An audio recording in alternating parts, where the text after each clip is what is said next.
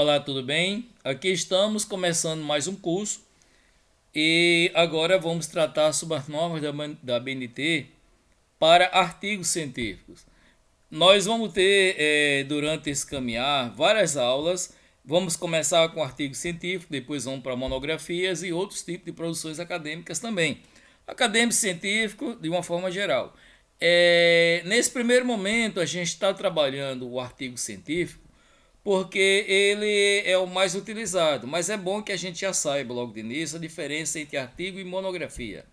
A monografia você sempre deve pensar como se fosse um livro. O livro ele tem capítulos.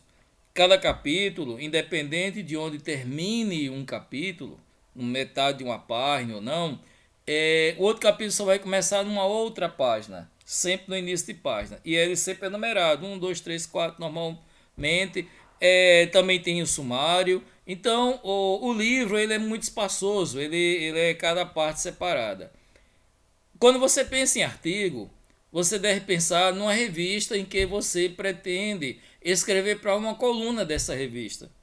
Então, é por isso que ela é mais compacta, ela é mais enxuta o seu conteúdo, certo? E dessa forma, os capítulos também, não necessariamente quando você terminar um capítulo em uma página, na metade da página, o outro vai ter que começar em outra página, não. Logo em seguida ele já começa e continua.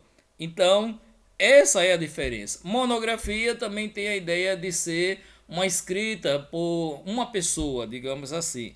Quando na realidade a maioria das instituições, muitas até por falta de uma grande quantidade de alunos e por falta de professores para orientar todos esses alunos, trabalham também com dupla, apesar de ser monografia, mas às vezes você vai ver duas pessoas trabalhando juntos. E é o que vai acontecer também com muitos dos meus alunos dos cursos técnicos, em que eles têm que apresentar também um trabalho de conclusão de curso, certo? Então, essa aula primeira aqui vai ser mais sobre a formatação, um pouco sobre as normas da BNT, e ao passar do tempo, entre outras aulas, a gente vai melhorando cada vez mais esse nosso discurso, vocês vão entendendo um pouco mais o que seria a norma da BNT, tá ok? Então vamos lá. Primeiro lugar que a gente tem aqui pense numa página no Word em que você começou a escrever. Primeiro, para que você possa desenvolver um artigo, é necessário que você saiba o que você vai falar e já tenha em mente o título. Então, aqui o que eu coloquei aqui apenas como exemplo: análise da motivação dos professores em sala de aula em uma escola integral técnica do município de Parnamirim. Então, eu quero saber como é que está a motivação dos professores. Estão motivados, desmotivados? Então, é isso que eu gostaria de analisar. E então, veja o título. Eu já coloco centralizado, caixa alta e negrito, certo? Veja que logo em seguida eu coloco o meu nome e esse nome está alinhado à direita. Tem um pontozinho ali em cima, a gente vai explicar já já o que significa. Doente, então tem a introdução, que é quando eu vou começar. Nessa introdução, eu posso falar um pouco sobre o que está se tratando, como mesma forma de uma introdução de uma redação, por exemplo, como também eu posso ir direto, já falando qual o objetivo do meu trabalho, não tem problema. Mas a princípio não é isso que eu gostaria que eu quero que vocês vejam essa estrutura, como é que está sendo organizado. Outra coisa, a gente sempre utiliza as fontes Arial ou Tais de Roma. Algumas instituições utilizam outro.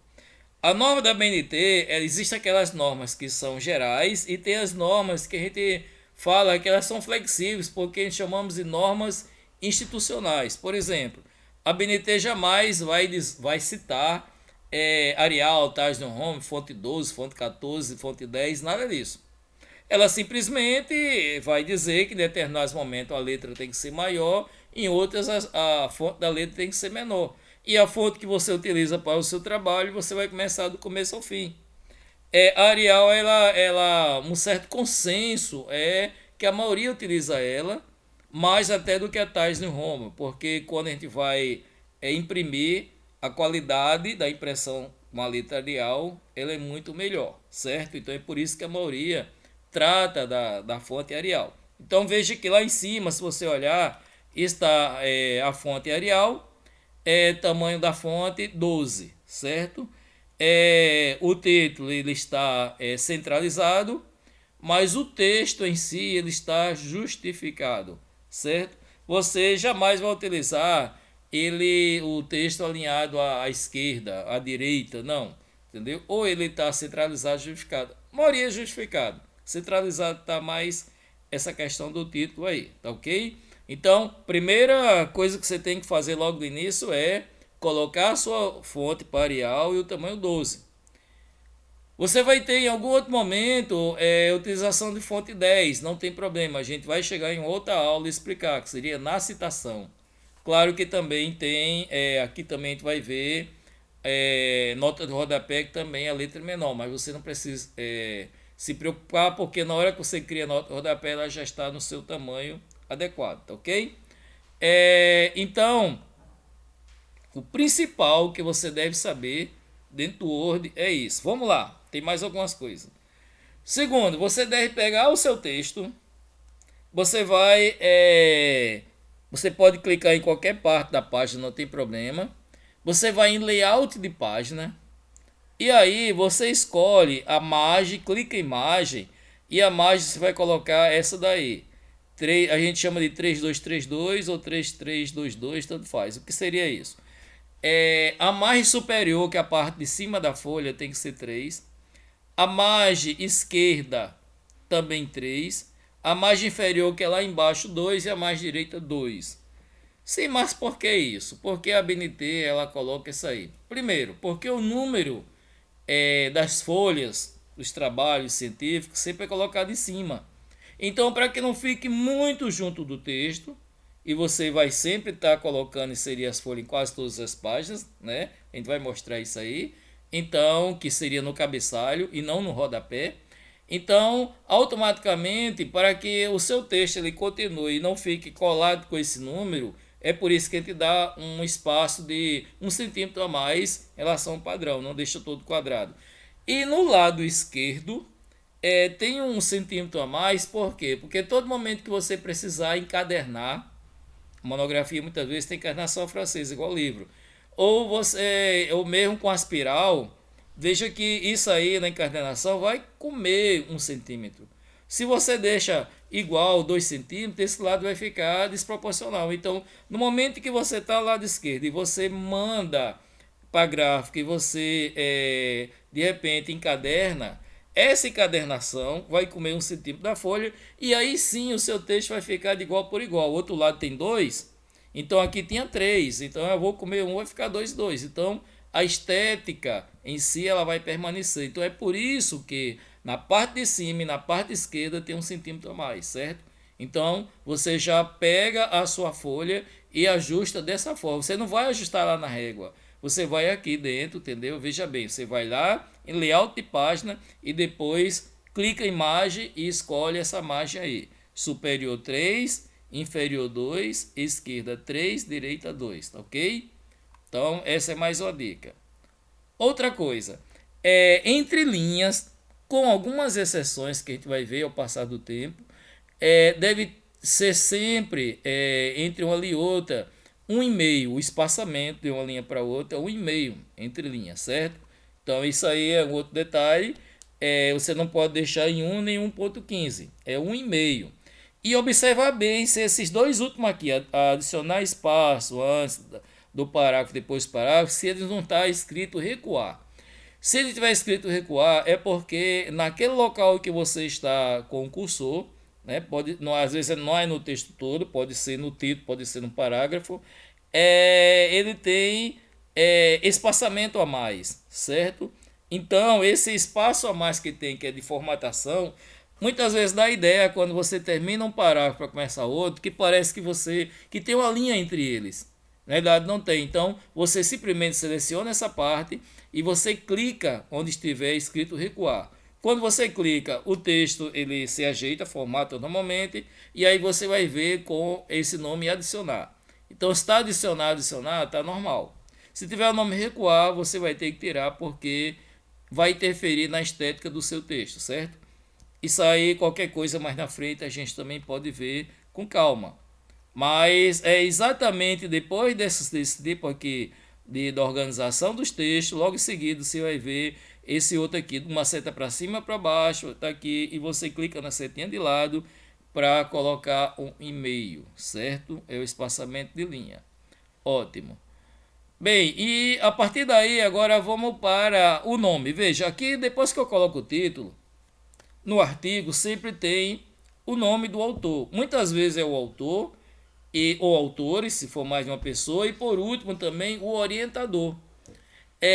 Como eu também estou dando aula para os alunos do curso técnico do ensino médio que está fazendo junto com o técnico integrado também, e eles precisam fazer o seu artigo no final, trabalho de conclusão do curso, então aqui a princípio eu estou utilizando apenas o meu nome como se fosse o aluno, certo?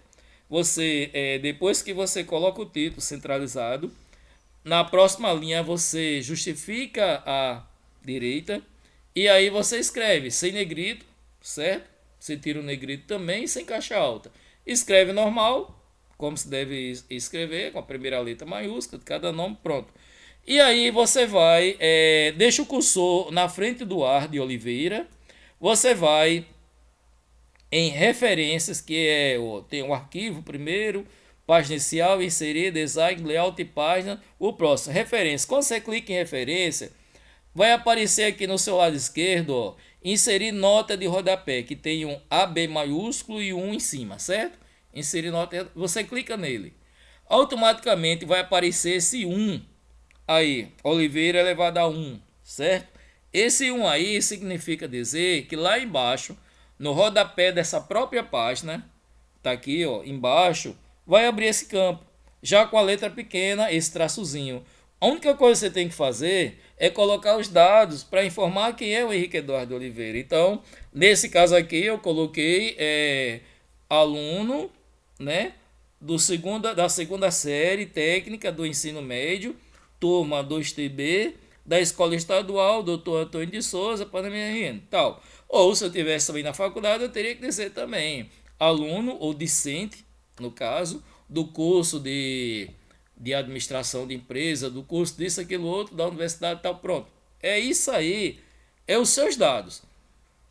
Você pode também utilizar a nota de rodapé quando você tem uma palavra que necessita de uma explicação, de um conceito, de alguma coisa, porque nem todo mundo conhece. E aí, para você não fazer essa explicação no meio do texto e ficar muito cheio de informações, você clica lá na palavra, na última letra da palavra e faz a mesma coisa. Inserir nota rodapé e lá embaixo você coloca. Ou uma fonte qualquer, onde é que está aqueles dados, alguma coisa assim que você acha interessante colocar. Então, essa nota do rodapé ajuda muito. É uma das coisas que não é que é obrigatório, mas quando você sabe utilizar na hora certa, vai te ajudar, tá ok? E por último, aqui em termos de formatação da página, veja que você também precisa formatar os parágrafos logo do início. Escreveu o primeiro parágrafo, que está ali, este artigo tem como principal objetivo tal, você vai lá na reguinha, certo? Antes de você escrever, essa régua aí, se você tiver clicado em qualquer parte, vamos ver aqui antes, então ela vai aparecer junta, tá vendo?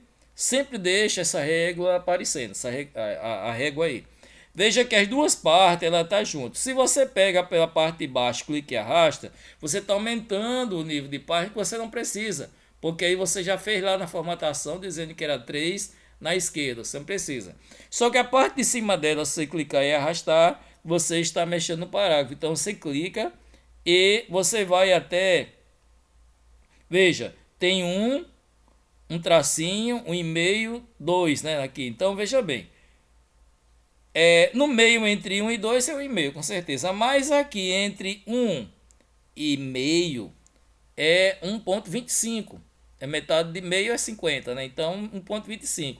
E é essa distância padrão que é utilizada na maioria dos artigos, não é um e-mail. É isso aí. Então você clica e arrasta até aí. Uma vez que é feito isso, você faz o seu parágrafo normal. Quando você der enter para fazer o próximo parágrafo, ele já está formatado. Você não precisa mexer e jamais faça isso utilizando a barra de espaço do teclado. Entendeu? Não, porque barra de espaço, toda vez que você utiliza, você está dizendo que é um caractere a mais. Isso aí não é caractere, isso aí é uma formatação do texto em que, uma vez você já deixado, já dito qual é a formatação que você deseja, ele vai fazer automaticamente. Na hora que você precisar mudar, aí sim você vai lá e muda. Mas, por hora, essa distância de cada parágrafo é 1,25. E você faz na régua, arrastando a parte de cima da régua, né? Essa partezinha que tem em cima você arrasta até chegar a entre 1 e 1,5, que seria exatamente 1,25, tá ok? Então agora vamos para a parte principal. Veja, nesse artigo aí, uma das coisas que a gente gosta logo de dizer para que vocês compreendam. É bom que você sempre tenha um tema, o que você quer trabalhar. Crie o seu título. Você criando o seu título, você já tem o seu objetivo principal, certo? Porque se o título aí é Análise da motivação dos professores em sala de aula em uma escola integral técnica do município de Parnamirim, então qual é o meu objetivo geral? Analisar a motivação dos professores em uma sala de aula, tal. Então veja, análise da motivação, então é o título. Se eu colocar um verbo no infinitivo e só ajeitar a forma, pronto, análise da motivação, vou colocar analisar a motivação e continuo. Então, esse daí é o meu objetivo geral. Só que para que eu faça esse objetivo geral, para que eu dê conta dele, eu tenho que quebrar eles em vários pedaços, né? Falando numa linguagem mais grosseira. Eu tenho que desmembrar ele em vários objetivos específicos. E veja o que é que está escrito lá. Eu não comecei falando sobre a questão de como está a motivação. Fui direto. Esse artigo tem como principal objetivo geral, a motivação dos professores em sala de aula, uma vez que analisar a motivação, quer dizer, não é a motivação, é analisar a motivação, entendeu? No município de Parnamirim. No entanto, veja o que eu coloco depois. Para que esse objetivo seja concretizado, torna necessário observar os seguintes objetivos específicos, ou desmembrar nas seguintes etapas, não sei. A linguagem, pouco importa o que eu vou colocar aqui, mas eu tenho que deixar claro que eu vou pegar esse objetivo geral e vou desmembrar em partes. Eu resolvendo todas essas partes, eu vou estar resolvendo o objetivo geral. Porque eu não tenho como simplesmente olhar para o problema e já resolver. Eu tenho que ir pesquisar, eu tenho que estudar sobre ele, eu tenho que fazer algumas etapas. E são essas etapas que a gente chama de objetivo específico. E outra, cada objetivo específico também tem que estar com verbo no infinitivo e esse verbo não pode se repetir. Vamos lá. Primeiro, realizar uma pesquisa bibliográfica sobre a questão da motivação no ambiente escolar, envolvendo os conceitos, causas e consequências. Então, a primeira coisa que eu vou procurar é isso. O que é motivação? Quais as características? Quais as suas principais causas? Quais as suas principais consequências? Isso aí eu vou tirar de outros artigos, de livros, outros pesquisadores falando sobre isso aí. Por quê? Porque dentro da ciência a gente precisa sempre ter argumento e autoridade. Porque não se pode aqui o achismo. Eu que estou estudando agora, estou fazendo uma graduação, estou fazendo um curso técnico, que não tenho conhecimento tão grande assim da ciência sobre aquilo dali, eu preciso de pessoas que já fizeram, que já tenham certo conhecimento para que elas digam, que elas trazem seus conceitos. A partir daí eu vou analisar o que eu tenho que analisar, mas eu vou ter como parâmetro os conceitos que eles me deram, é o argumento de autoridade, certo? Então é por isso que o primeiro momento é esse. Eu vou pesquisar 2, 3, sempre é bom entre 2 ou 3, nunca um só, entendeu? 2 ou 3 autores diferentes ou pesquisadores diferentes, eu posso até pesquisar em outros artigos também, não importa. E aí eu vou ver quais os conceitos característicos. Nesse caso aqui, eu estou falando da motivação em sala de aula. Mas seja qual for o tema, você vai simplesmente fazer a mesma coisa. Você pode pegar esse roteiro e aí modificar para o seu tema, certo? Logo em seguida, aplicar. Nesse caso aqui, como eu vou fazer uma pesquisa em campo, é um estudo de caso, mas é uma pesquisa em campo também, eu vou ter que, para eu saber como é que os professores estão motivados ou desmotivados, eu vou ter que fazer uma pesquisa com eles. Não é com os alunos, não é com a sociedade, não é aleatoriamente, vai ser com os professores dessa escola. entendeu? Então é um estudo de caso, é algo bem específico. Então eu vou criar um questionário, é claro, e aplicar esse questionário com os professores da escola selecionados para essa pesquisa. Esse questionário, então, ele tem que ser igual para todos e eu não posso colocar nenhuma pergunta que possa identificar seu nome, não sei, não, nada. Simplesmente eu posso, o máximo que eu posso fazer, posso até tentar falar sobre a disciplina, né, perguntar, mas alguns dados pessoais, mas como faixa etária, nível de escolaridade, se ele tem apenas a graduação, se ele é especialista, mestrado, doutorado, sei lá, algumas coisas assim, também a carga horária, será que ele trabalha simplesmente em só um vínculo com a escola, são dois vínculos, trabalha em dois locais diferentes, são primeiro esses dados. E depois as perguntas que me interessam sobre a pesquisa. Que aí ele vai me falar quais os pontos positivos, negativos, o que é que falta na estrutura do ambiente escolar ou na sala de aula, o que é que motiva ou desmotiva. E são essas perguntas que depois eu tendo todas elas, de todos os professores, eu vou jogar no Excel, vou tabular, criar as tabelas e a partir daí criar os gráficos. Com os gráficos na mão, dizendo que tantos por cento acha disso, tantos por cento acredita que o desmotivo é aquilo e por aí vai, com esses dados, aí sim eu vou, para esse terceiro, observar os motivos responsáveis ou o que influenciam a desmotivação, ou seja, responsável que influencia a desmotivação dos professores, caso eles estejam desmotivados. Só que quando eu trato de um assunto desse, é porque eu noto alguma desmotivação. Só que eu não posso, momento nenhum no começo do meu artigo, dizer os professores estão desmotivados. Não, eu observei algo, mas eu tenho que provar. E provar é através da pesquisa, certo? E aí eu vou analisar como é que está aquela situação, analisando os dados gráficos e tecendo comparação, tecendo análise escrita de acordo com o referencial teórico que eu criei também, entendeu? Que vocês vão ver que é o capítulo 2 no caso aqui. Então, a partir daí eu vou analisando e falando. E por último, propor soluções, isso aí seria na conclusão final, nas considerações finais, eu vou também, além de fazer o fechamento daquilo que eu encontrei, né, do que eu vi, e propor possíveis soluções para a resolução do problema estudado, certo?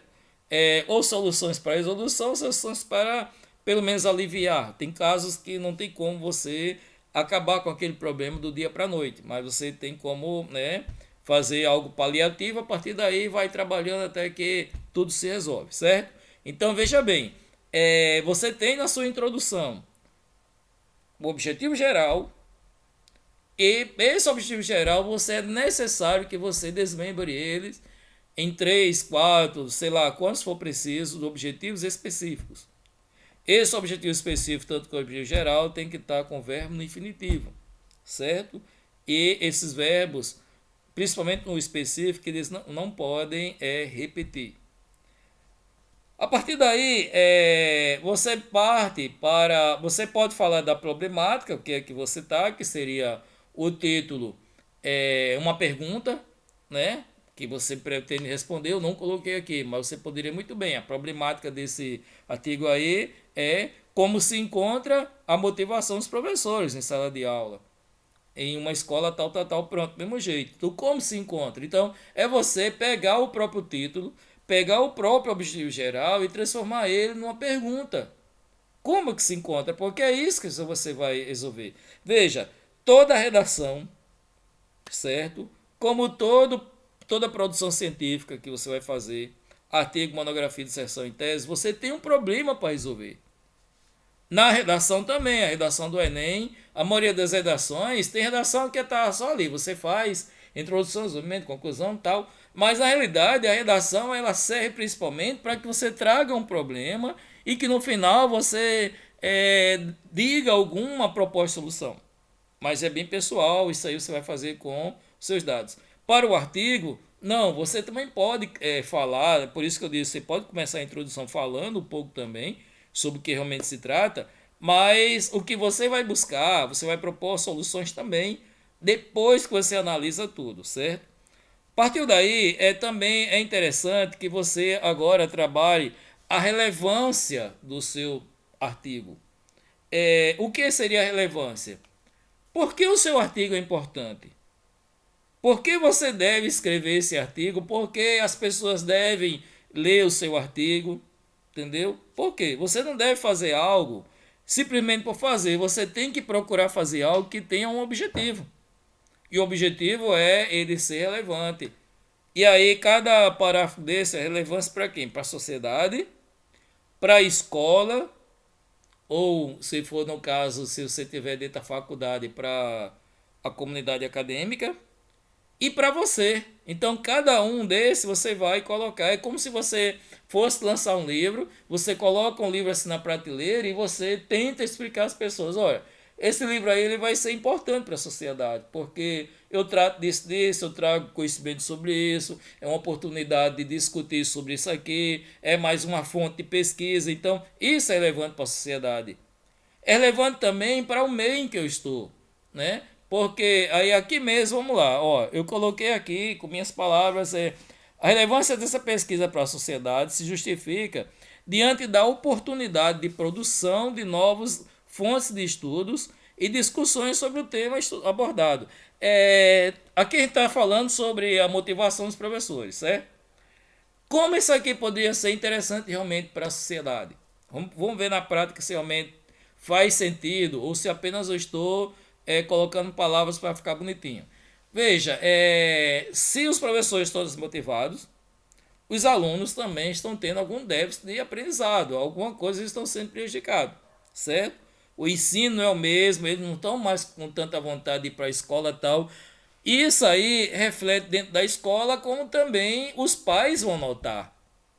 Existe a reunião de pais e mestres, como também existe aquelas reuniões, a gente sabe também que a escola em si, ela depende de verbas públicas, que muitas vezes são desviadas, e a estrutura muitas vezes também é deixada de lado, e às vezes é isso que também desmotiva o professor. A sociedade, sabendo disso, tanto ela pode discutir com a gestão escolar, como também ela pode discutir com os vereadores, ela pode tentar fazer com que, exigir que as verbas, exigir que as mudanças, exigir que a escola ela possa ter uma nova manutenção, né? O que estiver faltando dela ser colocado para que a qualidade do ensino não seja prejudicada, para que os professores ainda tenham motivação para dar aula e sala de aula, para que os alunos também se sintam motivados, certo? Então, veja, é importante, porque no momento que a sociedade ela sabe aquilo que está acontecendo, através de uma produção científica de um aluno, dois ou três, sei lá, isso aí fica mais fácil de ser debatido, porque ela tem dados, aqueles dados estatísticos ali que os professores estão dizendo, todos eles, de acordo com a estatística dizendo a possibilidade que cada um está vendo de dar desmotivação ou não, então é mais fácil.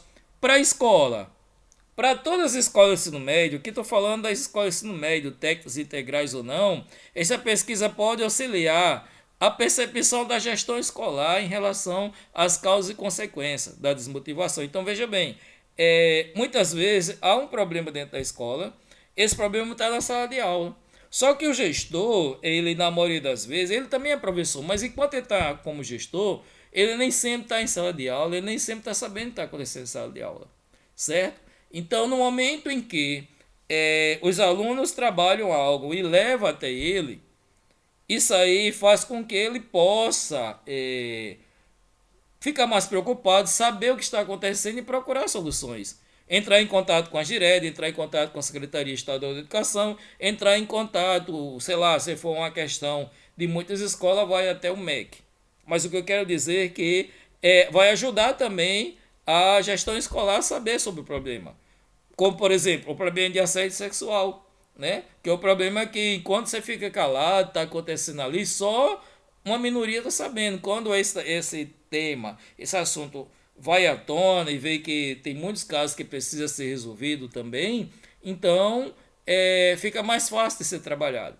Finalmente, para o aluno, qual a importância dessa pesquisa para o aluno? O aluno, quando ele escolhe um determinado tema, ou é porque chama atenção, ou é porque ele está envolvido naquele tema, é porque ele é vítima daquele tema. O aluno que todo dia pega um ônibus escolar, e esse ônibus escolar sempre está lotado, às vezes quebra, o motorista está desmotivado, vai de qualquer jeito. Então, a necessidade de mais ônibus todo, então ele necessita falar sobre a questão do ônibus escolar. A menina que de certa forma se sente assediada, seja sexualmente ou moralmente, que ela vê alguém que foi assediado e que a escola não levou muito a sério aquela questão, ela pode trabalhar sobre isso aí, entendeu?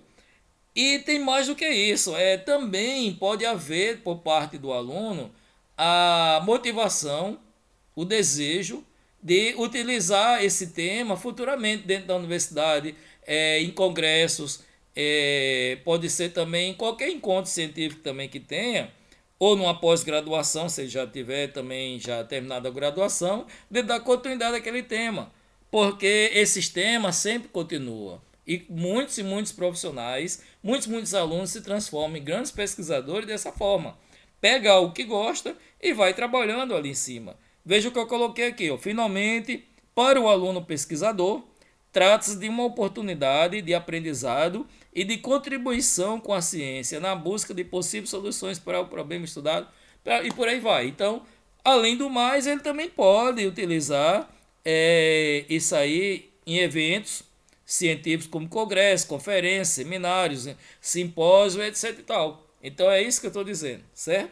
Terminado isso aí, a outra parte que você tem que ter logo na introdução é a metodologia. Você vai falar qual método, o que é que você vai utilizar. Veja, como esse aqui é um estudo de caso, né? Eu vou procurar dentro de um ambiente saber o que, é que está acontecendo naquele ambiente e não é algo geral, né? Eu estou procurando ali dentro. Então, veja, com metodologia trata-se de um estudo de caso, uma vez que procura descobrir as principais causas e consequências da desmotivação dos professores em sala de aula, para esse caso. Mas também pode ser um estudo de caso em relação ao ônibus escolar, por exemplo. Pode ser um estudo de caso em relação ao assédio sexual no ambiente escolar, ali naquele canto. Veja, é diferente se eu posso fazer uma pesquisa bibliográfica sobre a questão geral da motivação que acontece no Brasil e aí eu pegar vários trabalhos e aí analisar. Não, nesse caso eu quero algo pontual. Eu estou aqui dentro de uma escola e eu quero saber aqui dentro como é também. A volta às aulas no período pós-pandemia, quais as consequências, quais vantagens e desvantagens do ensino médio integral. Eu estou falando isso porque eu sou professor e muitos dos meus alunos vão ter que fazer também esse trabalho, certo? E um dos temas é exatamente esse. Então, tudo isso é um estudo de caso que você vai trabalhar ali dentro, certo? Deixa eu ver aqui, uma pesquisa semi-aberta também. O que seria? Vai ter a pesquisa em si, porque eu vou utilizar um questionário com questões semi-abertas. O que seria isso? Questões fechadas é aquelas questões em que quem vai responder só vai poder responder sim ou não. Ou uma das alternativas está ali. As provas que vocês fazem, que é só de marcar, seja do Enem, seja onde for, ou na escola mesmo, são provas objetivas, que têm perguntas fechadas.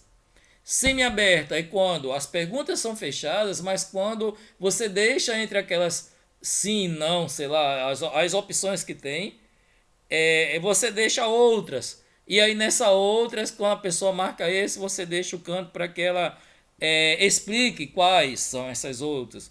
Que outra oportunidade. Então veja, porque é semi-aberta porque você dá uma certa espaço. Poxa, não é nada disso que eu coloquei aqui não? Então qual é? Me explique. Entendeu? Então a pessoa que não se sente entre aquela resposta, não está representado aquilo que ele pensa, aquilo que ele acha, ele tem a oportunidade de colocar algo a mais. Pronto.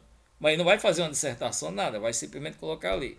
E as perguntas abertas são as entrevistas. São aquelas perguntas em que eu faço uma pergunta e vou ter que gravar a resposta, porque a resposta é subjetiva. É a resposta que a pessoa sabe sobre aquilo dali, que ela acha, que ela entende, que ela vivenciou. Então, isso aí é uma pergunta aberta, então é algo subjetivo. São aquelas perguntas que a gente coloca a interrogação e deixa você responder. É claro, existe um contexto que você não pode fugir dele, mas dentro daquele contexto você está aberto para falar de acordo com as suas palavras ou com seus pensamentos. Então isso aí é uma questões abertas, certo? Também se trata de uma pesquisa de natureza qualitativa Existe a diferença entre qualitativa e quantitativa. Qualitativa, a qualidade, eu quero saber motivos. O que é que motiva ou desmotiva? Então isso é qualidade, não é número. Agora, se eu quiser saber quantos professores existem em tal área, quanto e tal, qual área que está mais defasada em relação ao professor, isso é quantidade. Então ela não é quantitativa, aqui ela é qualitativa. Eu vou pegar uma quantidade de professores, mas o importante não é essa quantidade. Pouco importa quantos professores tem. Eu quero saber que entre todos eles, o que é que eles acham das motivações de sala de aula. O que é que desmotiva ou não? Será que estão desmotivados? Então, é isso que eu quero saber geral. Não me importa se tem 5 professores, 10, 15 ou 30. Agora, se eu for trabalhar a questão da quantidade de profissionais que tem em determinada área, aí sim é quantitativa, certo? E aí, veja que é claro que para metodologia existe mais casos. Eu estou apenas colocando isso aqui porque é o que os meus alunos vão trabalhar e é interessante para que vocês comecem também a pensar na estrutura do seu artigo. O começo tem que ter isso. Com isso aqui, você pode desenvolver o resto. A partir daí, aí sim você vai vir para os capítulos. Veja, de acordo com o tema que você vai desenvolver, assim que terminar a introdução, você começa o capítulo do referencial teórico, certo? No artigo. Se fosse monografia, não, tem mais coisas aí. A gente separa até mesmo a justificativa, a metodologia, tudo isso seria capítulo. Aqui você vai direto. Então, aqui nesses conceitos, veja, eu não estou querendo falar da motivação dos professores, então eu preciso saber o que é que a ciência, o que é que os outros artigos, outros pesquisadores, o que é que eles falam sobre qual o conceito de motivação. Eu posso até trabalhar com as teorias motivacionais. Quais as características da motivação, certo? Características, é claro que eu vou também falar das causas e consequências, são características da motivação, certo?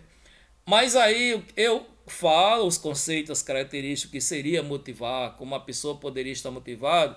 E aí, o número 2, veja, 1, 2, 3, 4, esses números inteiros sempre vai ser negrito e o tema dele também além de ser negrito, com caixa alta, certo? 2.1 é porque é um subtópico do 2, então ele continua caixa alta, mas sem negrito. Então, aqui vai para que eu possa falar sobre as características da motivação.